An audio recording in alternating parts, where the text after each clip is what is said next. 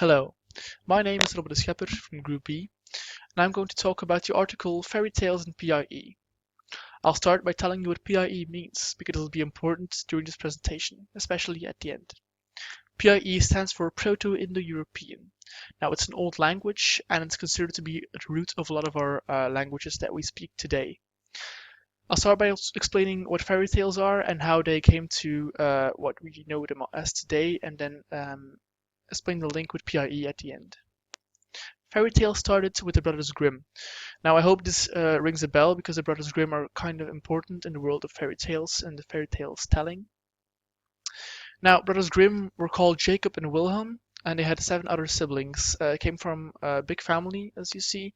And when their father died, he was a lawyer, so he earned a lot of money. They had to move to the countryside and live in this old building. But they still managed. But actually, a few years after that, their mother also died, and they Jacob and Wilhelm were the oldest two of the family, so they had to stop studying and had to start working as librarians to support their family and feed the rest of their brothers and sisters.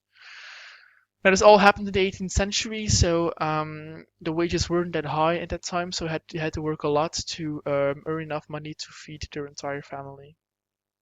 Now, what did they do in their free time? This is it's important, of course.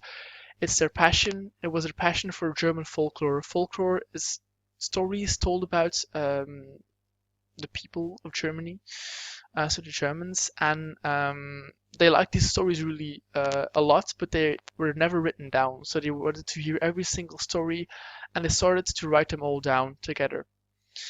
Now, what they did together with this is they started to investigate how sounds changed in words, because in old stories they said a word differently than they said it in the story that was told only recently. And this is what they found important and special, and they wanted to investigate this. Now, their breakthrough with these stories that they wrote down was in 1812 with Kinder- und Hausmärchen, which translates to Tales of Children and Home, of Tales and Children and the Home. Now, this sounds really good and friendly and at ease, as you would expect from a fairy tale, but actually this wasn't a fairy tale yet, because this story was really cruel. All these stories were really cruel and talked about death and witches and were really scary, especially for children. Unless you wanted to traumatize your children, I wouldn't recommend reading these stories to them. So actually the fairy tale wasn't born yet, it was just folklore stories written down by these two brothers. Now, stories that were in this collection were Hansel and Gretel, Snow White, Cinderella, and many, many more of these famous stories. Now, to prove that these stories were for children, I'll read one line of a story from this part. A witch had to dance until she actually died. Now, this is of course what's in the story, but this is what is in this. So this is what is told in the story. Now, I don't think people dying and witchcraft and all this crazy stuff, are things that you wanted to read to your child. So of course, as you see, these stories weren't for children yet. This only came later on. Now, the Grimm Corporation, how did they work together? Now, their cooperation was actually very good because they had different characters. Jacob was this rough man and personality, so he did a lot of research and wrote this all down in a bulky style. But this wasn't, of course, good enough to publish and to actually write down. So his brother Wilhelm actually took up Jacob's work, revised it, rewrote it, and put it into a narrative style. So it was actually good to sell and to publish. Now, this was, of course, the very good part and the bright side of the story. Now, the downside of the story was that the story writing actually didn't give them a lot of money. There were limited financial rewards, as you could say, because not a lot of people were interested in these stories yet, and they weren't for children. So, and the adult people weren't really interested in them because they already heard of these stories, because they were actually folklore. They were told mouth to mouth. So that's a bit of a pickle there for them. But later on, as they started to publish more and more of these collections, they actually came to this one big story, the Grimm's fairy tales, which you can see on the right side of this slide.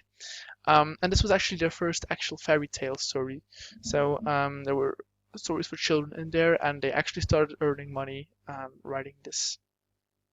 Now, I've been talking about fairy tales a lot, and I'm going to cut it down here and give the link with linguistics.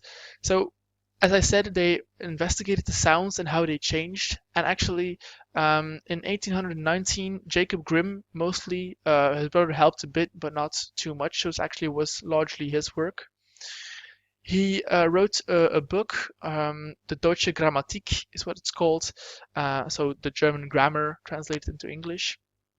And he said in this book that a lot of vowels in European languages shifted in the same way, and they all had one same root, as you could say. This would later on link to the Proto-Indo-European, of course, but it wasn't known at that time yet.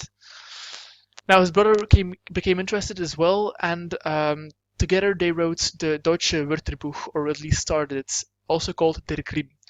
They started this work in 1838. Now, what's so special about it is they kept working on this, not them, of course, because they couldn't live that long, but it was only finished in 1961. So this book, this Wörterbuch, which was actually a dictionary, kind of, took 123 years to write. This is very special, of course, because not a lot of books take that long. Now, the sad part about this was a kind of like the Oxford for English, as you could say. Now, the sad part was that Wilhelm died at the first volume. So when the first volume was released, Wilhelm died. Of course, they had to rewrite this volume and rework it all the time.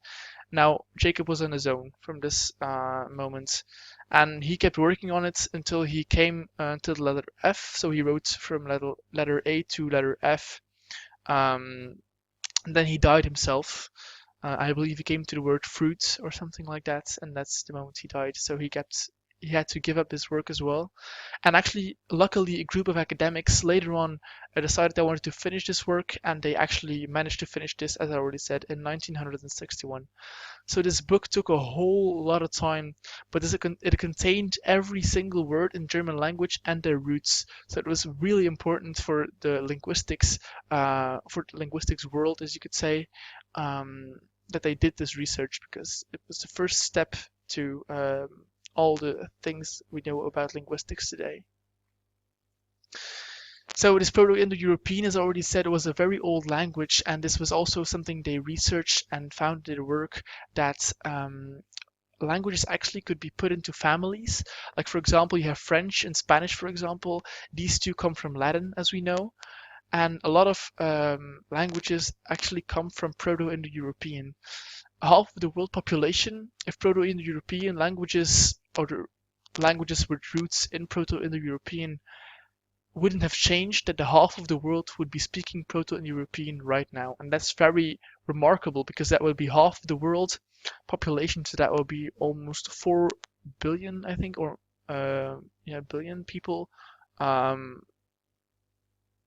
speaking Proto-Indo-European, which is very remarkable, because there are almost 7,000 different languages in the world. So if everyone would be speaking, or half of the world would be speaking one and the same language, that would be very remarkable. So that's why this Proto-Indo-European is actually a big language and a big factor in the development of our languages.